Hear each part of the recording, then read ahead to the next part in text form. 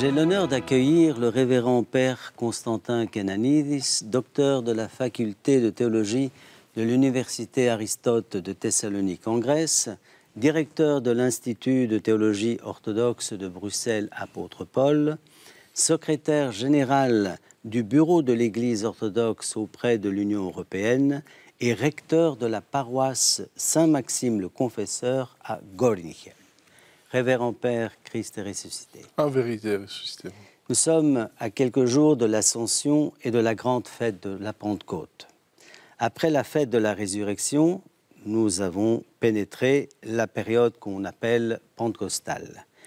Qu'est-ce que la Pentecôte et quelle est sa signification concrète dans la vie de tous les jours des chrétiens?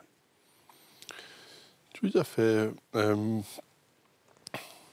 La Pentecôte, c'est une réponse que tout le monde de l'époque de Jésus attendait parce que Jésus-Christ était fortement critiqué par la choix de ses disciples. Alors, pour le monde entier, c'était un scandale. Pourquoi tu as choisi, si tu es vraiment le Fils de Dieu, des gens qui ne sont pas éduqués, des gens qui n'ont pas de capacités, ils ne parlent pas des langues. Et puis, Jésus n'a pas répondu. Et alors, c'était quelque chose, un scandale qui a traîné jusqu'au jour de la Pentecôte. Les disciples qui étaient là, ils étaient témoins directs de ce que Jésus a dit et ce que Jésus a fait. Et ils ne croyaient pas, ils doutaient. Judas, il a trahi, Pierre, il a nié, Thomas, il a douté. Et toujours, après la résurrection, ils ont resté dans cette chambre enfermés par la peur des Judains, comme on dit l'Évangile. Il avait peur de ne pas être persécuté comme Jésus était persécuté. D'être arrêté, de subir toute une série de... Et cette peur, malgré les miracles qu'ils ont vécus, qu'ils ont vus, ce ne sont pas les miracles seulement qui sont dans la Bible. Les miracles sont beaucoup plus nombreux. Les paroles de Jésus, beaucoup plus. L'Évangile, c'est une petite sélection de ce que Jésus il a dit et qu'il a fait. Alors, les disciples, on parle des disciples jusqu'au Pentecôte. Alors, la réponse que Jésus il a donnée au monde entier, c'est ces pauvres disciples qui ne croyaient pas vraiment, même après la résurrection, qui n'étaient pas éduqués, qui ne savaient pas parler. Par la grâce de l'Esprit Saint des jours de la Pentecôte, ils sont devenus des apôtres qui parlaient toutes les langues, qui parlaient tous les dialectes, qui faisaient des miracles, qui parlaient d'une sagesse du jamais vue. Alors c'était ça la réponse du choix de ces disciples. Et Jésus voudrait dire une fois pour toutes que la vraie sagesse vient qu'avec la grâce de l'Esprit Saint. Alors, bien sûr, il a promis plusieurs fois à ses disciples, n'ayez pas peur. C'est pour ça que chaque fois, il disait paix à tous, paix à vous. Alors, il a promis, je vais vous envoyer l'Esprit Saint qui va vous fortifier. Alors, l'Esprit Saint, si nous pourrions dire, pour des raisons méthodologiques, est venu. C'est pour ça que nous fêtons l'Ascension 40 jours après Pâques, que la mission de Jésus est terminée sur terre. Il est monté aux cieux, à côté du trône de son Père. Et puis l'Ascension, la Pentecôte, 50 jours après Pâques. La descente de l'Esprit Saint dans les temps qui constituent l'Église. Et l'Église, bien sûr, ce ne sont pas les bâtiments et les murs, mais c'est la communauté des premiers chrétiens qui étaient baptisés, plus que 3500 personnes, le jour de la Pentecôte, que c'est la première communauté de chrétiens. Et bien sûr, le Saint-Esprit a constitué et créé l'Église, et il guide l'Église jusqu'à la fin du monde. Malheureusement, on a très peu d'informations sur la troisième personne de la Sainte Trinité, le Saint-Esprit. D'ailleurs, vous pouvez peut-être commenter une phrase. le Saint-Esprit n'est pas venu uniquement pour créer l'Église, mais est toujours présent avec les saints.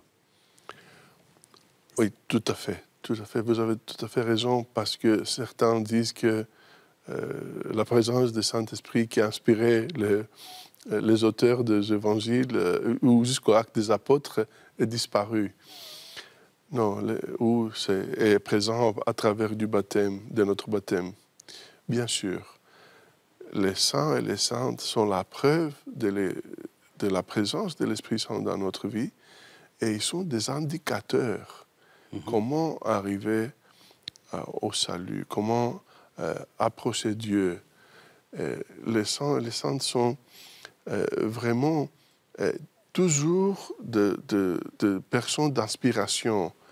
Dieu qui travaillent, qui sont des aides de plan de salut que Dieu a préparé depuis le début. En l'Ancien Testament, ce sont les patriarches, sont les juges, sont les prophètes, et puis c'est Jésus-Christ, et puis ce sont les disciples, les apôtres et les saints. Vous voyez, il y a une continuation que Dieu, il sait bien notre nature humaine qui est faible, qui est toujours susceptible vers l'apostasie et l'autonomie, d'aller loin de Dieu, parce qu'il a dit qu'il a créé le monde très bien. Et la question qui se pose, une question rhétorique, comment un être parfait comme Dieu, il a créé quelque chose qui est très bien, qui n'est pas parfait, mais justement pour cette libre arbitre, cette liberté de choisir, qui est une expression de l'amour infini de Dieu vers nous, qui nous laisse même d'aller loin, si nous décidons d'aller loin. Et alors, cette période de la Pentecôte, c'est une période festive, bien sûr après Pâques, pour nous. L'Église nous donne tous les moyens, comme il a fait pendant le Grand Carême pour arriver à la résurrection. Maintenant, on arrive après 5 dimanches à Pentecôte. Malheureusement, ce sont que les moines et les moniales qui tiennent cet ordre, cette tradition, que cette période, c'est une période de silence absolu et de préparation intensive pour qu'on puisse arriver au jour de la Pentecôte pour recevoir et goûter la grâce de l'Esprit Saint. Est-ce que vous pouvez être un peu plus explicite? C'est-à-dire que pendant les 50 jours, dans les monastères, les moines, les moniales, respectent un peu le silence, n'ont pas de contact? La prière. Avec la prière. Mais leur effort est plus intensif. Et où c'est la même intensité, malgré la période festive après Pâques, Pascal. Mais parce que le but de la Pentecôte, ce n'est pas d'aller à l'église, écouter les bons hymnes et les bons textes, mais d'essayer de goûter, avoir l'expérience, faire d'espace. En grec, nous avons ce mot extraordinaire, synchorisis, de recevoir, faire d'espace pour recevoir. Parce que, pourquoi faire d'espace? Parce qu'on a dans notre cœur. Et pourquoi on doit faire d'espace? Parce qu'on a des obstacles qui sont les passions et les péchés et notre transgression, qui sont des obstacles. Ils sont pas... vous voyez, le but de notre vie, ce n'est pas de devenir de meilleures personnes. C'est d'essayer de recevoir la grâce et aller vers l'union avec Dieu et vivre avec lui en vérité.